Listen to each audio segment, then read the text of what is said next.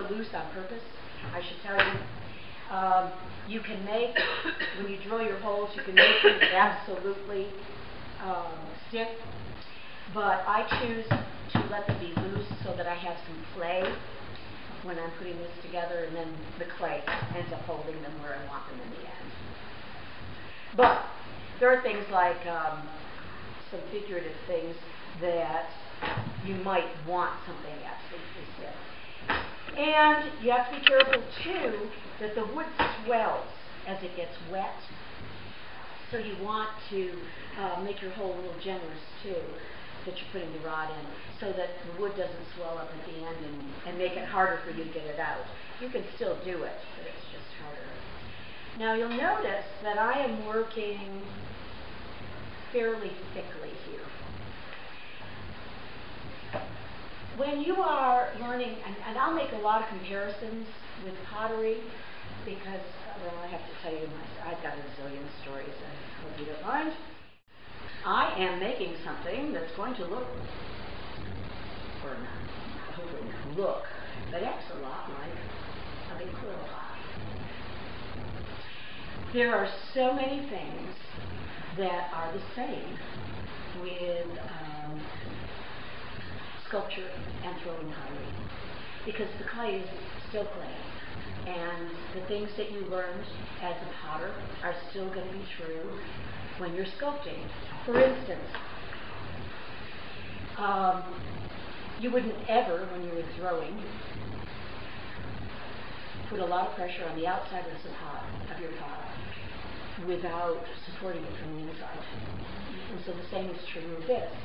As I am building this, I'm going to support the outside and the inside at the same time.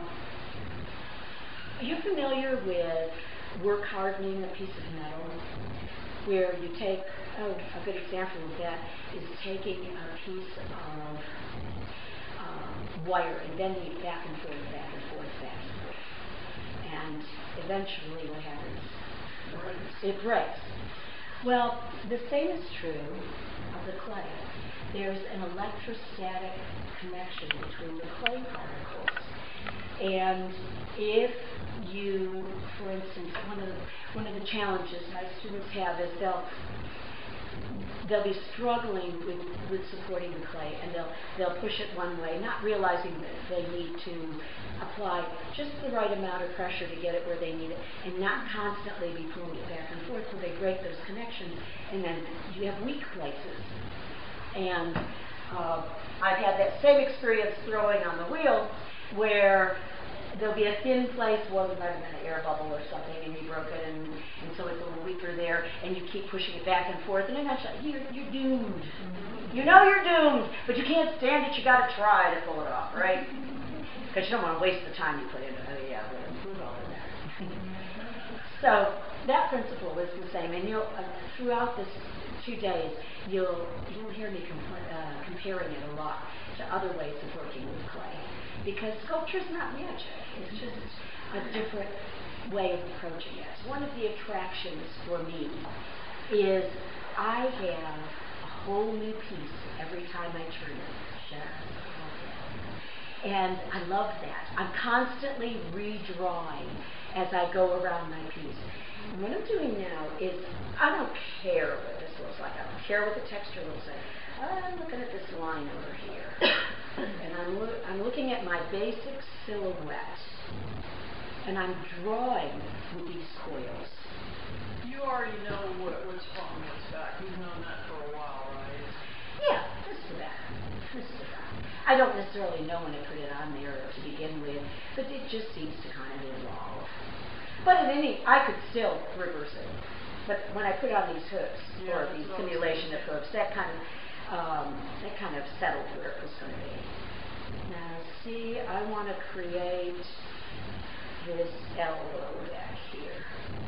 And for those of you who actually know the names of horse cards, I don't want to hear it.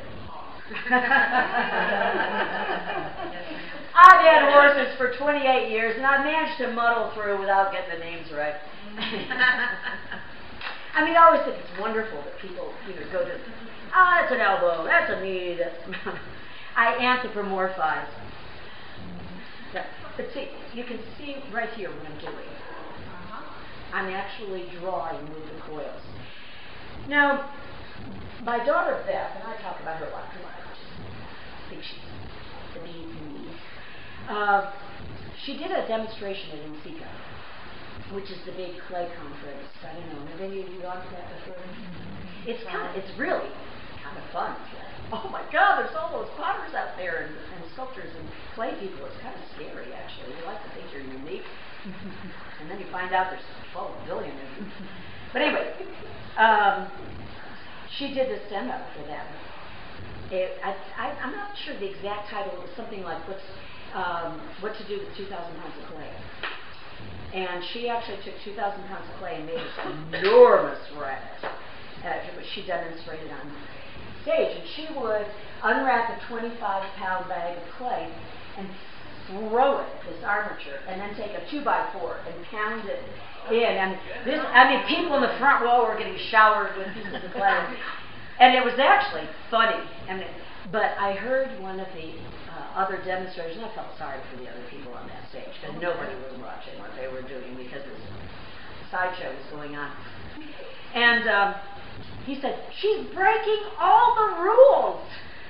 And, you know, all those rules about the way you join pieces of clay and whatnot. But what he was failing to see is the other end of the process.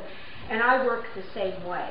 I'm putting clay on here willy-nilly. I'm not worrying about necessarily getting it just so. But as I work on this, I resolve those things.